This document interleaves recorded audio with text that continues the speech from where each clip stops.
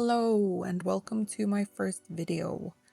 On this channel I plan to make videos analysing mainly Babymetal, at least for now, and I have multiple different analyses in the works, but they're taking a long time to research, so I thought I would kick things off with a more chill video, or at least I intended it to be, where I discuss some thoughts and theories about Babymetal's two upcoming shows, Legend MM and Legend 43.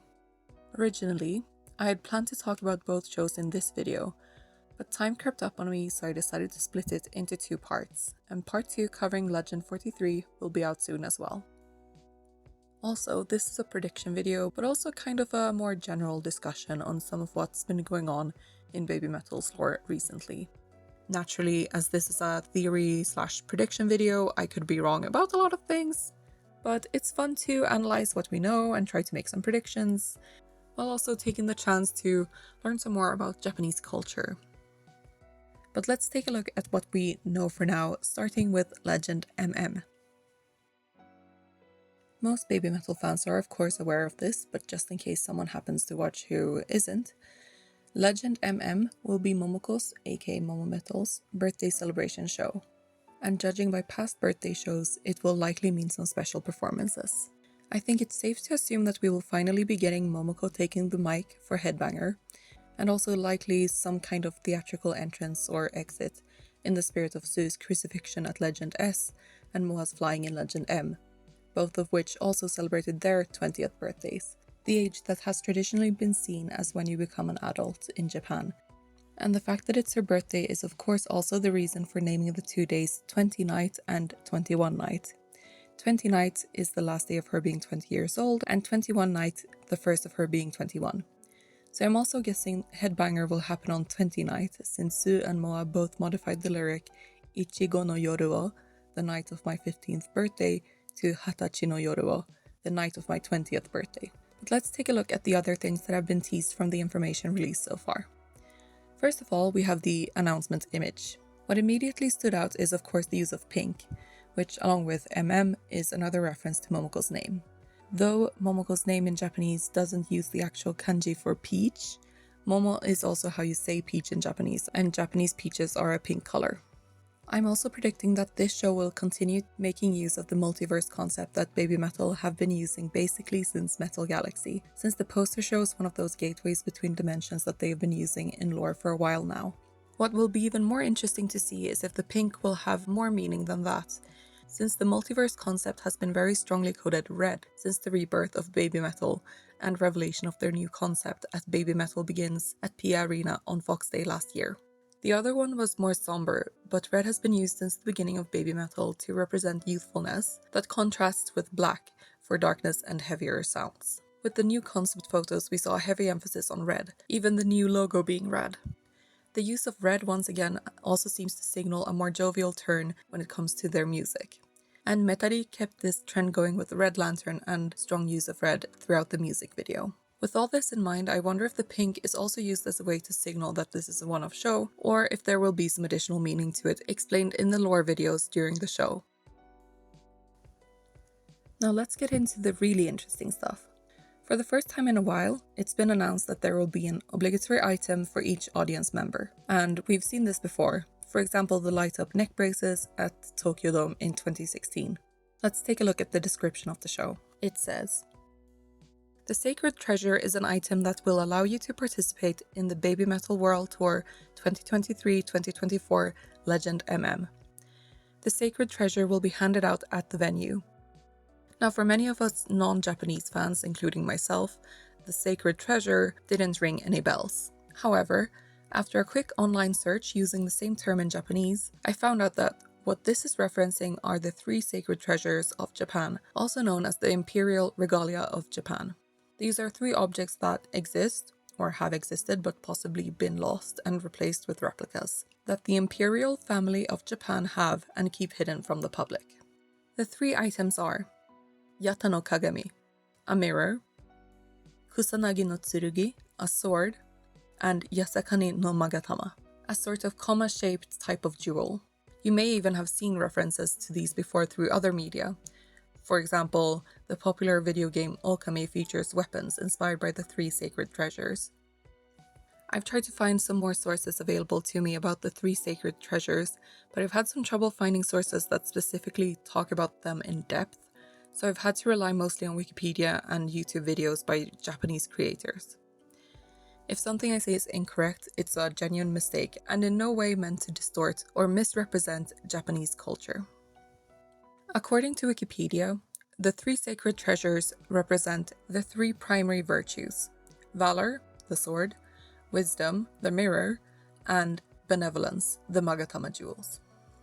The sword represents valor due to its divine powers and role in important mythical battles. The mirror represents wisdom or truth, as mirrors in ancient Japan represented truth because they merely reflected what was shown and were objects of mystique and reverence, being uncommon items, according to Wikipedia again. Mirrors in general are important objects within Shinto, as it's often believed that they are kami objects, that is, physical objects that kami exist within. From A New History of Shinto. The shrine's main deities are said to dwell in this building, a shrine, often in mirrors or other kami objects that are permanently hidden from view. And finally, the Magatama. As I said, Magatama are a kind of comma-shaped jewel that in Shinto myth were created by Amaterasu when she chewed up some other gems, and the chewed up pieces created other kami. All of these items have the sun goddess Amaterasu in common, and the reason for this link is because linking these items to her helped the Imperial family to establish a link between themselves and Amaterasu as her direct descendants. And speaking of Amaterasu, there's a central myth concerning her that I think is also relevant to include in this discussion: the cave myth. The cave myth basically goes like this if we summarize it. Amaterasu, the sun and chief deity among the Shinto kami, is harassed by her brother Susanoo, causing her to retreat into a cave and shut herself from the world. Because she is the sun goddess, the world is plunged into darkness, and evil thrives. The rest of the kami gather outside of the cave to try and make her appear again by adorning a sakaki tree with Yata no Kagami, the mirror, and the Magatama. One of the kami also does a provocative dance, causing the rest of the kami to laugh, and Amaterasu becomes curious about what's going on outside the cave. Here's the conclusion of the myth as quoted from A New History of Shinto. Amaterasu was startled, and slightly opening the door of the heavenly rock cave, she asked from within, "Because I have hidden myself, the plain of heaven must be dark, and the central land of reed plains likewise. Why then is Ame no Uzume dancing, and why do all the 800 myriad kami laugh?" Ame no Uzume replied, "We rejoice, laugh, and dance, because there is a kami superior to you." While she said this, Ame no Koyane and Futodama held up the mirror and showed it to Amaterasu. Seeing her own reflection in the mirror, Amaterasu was even more startled. When she leaned out of the cave to look at it, Ame no Tajikarawo, who stood hidden, took her arm and drew her out. At the same time, Futodama pulled a shirikume rope behind her and said, "You cannot cross this rope," and go back inside. When Amaterasu appeared, the high plane of heaven and the central land of reed plains became light once more. The reason why I wanted to include the Amaterasu cave myth in this discussion is first of all the surface level similarity to the seal that Babymetal were under during the pandemic. On the surface, the narrative is very similar. Goddess figures being sealed from the world and reappearing towards the end of that turbulent time. Babymetal were sealed for most of the pandemic and unsealed again as it was beginning to near its end.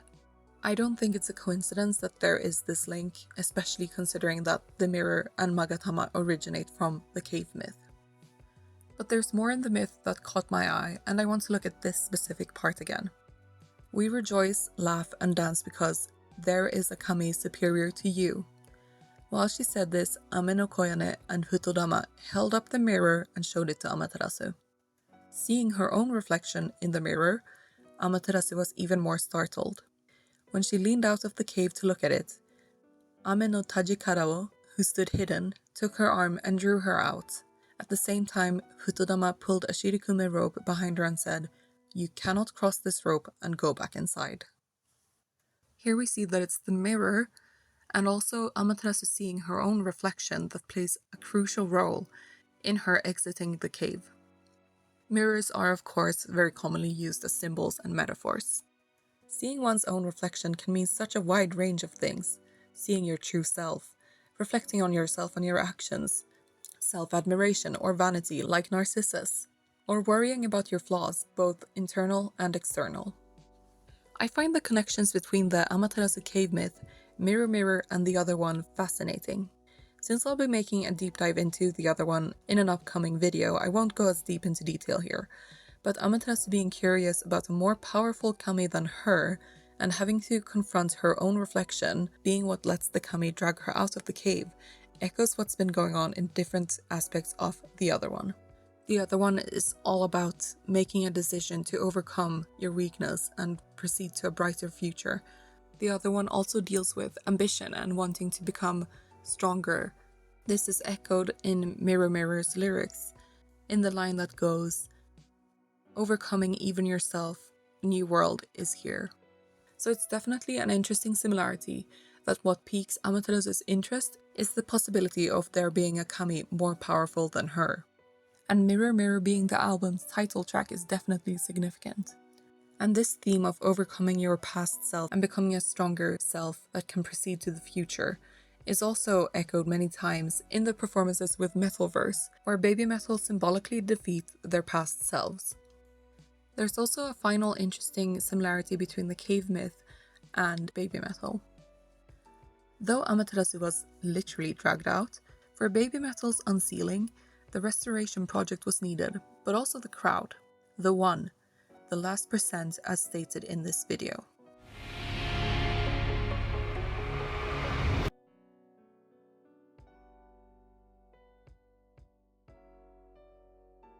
This video was released just as the restoration project was nearing 100% and had reached 99%, and just before the concert in January at Makuhari Messe in 2023, where just like the kami gathered outside the cave's opening to lure out Amaterasu, the crowd at returns gathered outside the Fox Gates to welcome Babymetal's return. But okay, enough of the cave myth for now. Let's get back to Legend MM. My prediction is that the sacred treasure mentioned on the Legend MM page will be related to or inspired by the Magatama, for a couple of reasons. The first is simple convenience. Having a sword-like lightstick of some kind is not only risky considering possible injuries, but also risks obstructing the audience's view. And this is something that's taken more seriously in Japan as opposed to the West, as most of us know. Plus, there's a specific notice that the sacred treasure is dress code. And 2, please be sure to wear the sacred treasure at the time of admission and in the venue. This implies that you won't need to hold it, and that it will be in the shape of an accessory of some kind. Maybe a necklace or some kind of headwear. Secondly, in terms of storytelling, there's just one sword and just one mirror, so having the audience all hold swords or mirrors becomes confusing in terms of lore. And mirrors also risk creating unwanted distractions due to reflecting stage lights. The Magatama, however, were many. I haven't been able to find a source that states how many the Imperial Regalia's Magatama supposedly are, but in Shinto myth, Susanoo received 500, which were then chewed up by Amaterasu into many smaller pieces, that later were hung up in the trees outside her cave to lure her out. It makes more sense for the audience to receive Magatama than the sword or the mirror.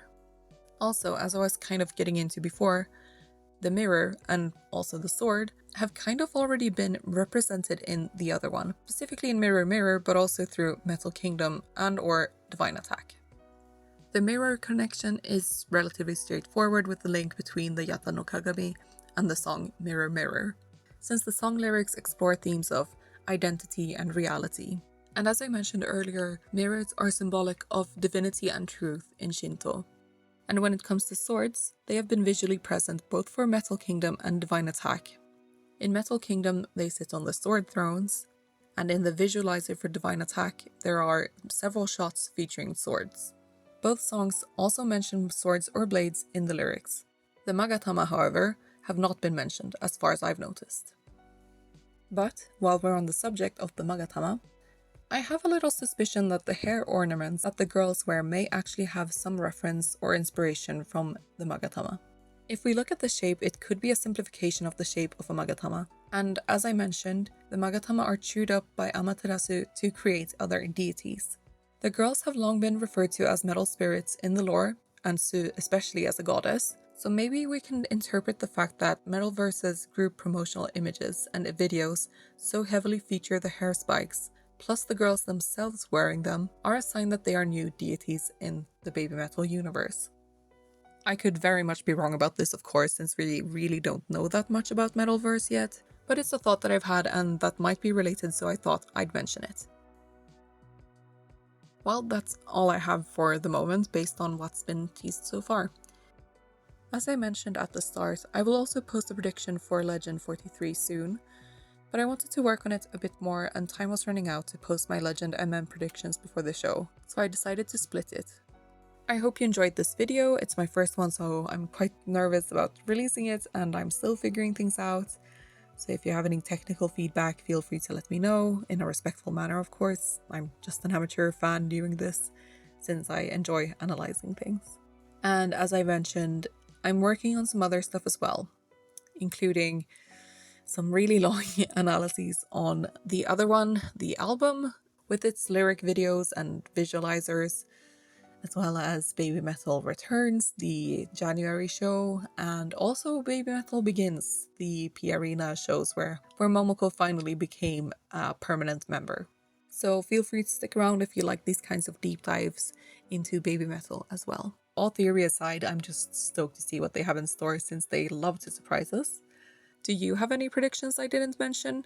And what are you most looking forward to? Feel free to leave a comment and start a discussion.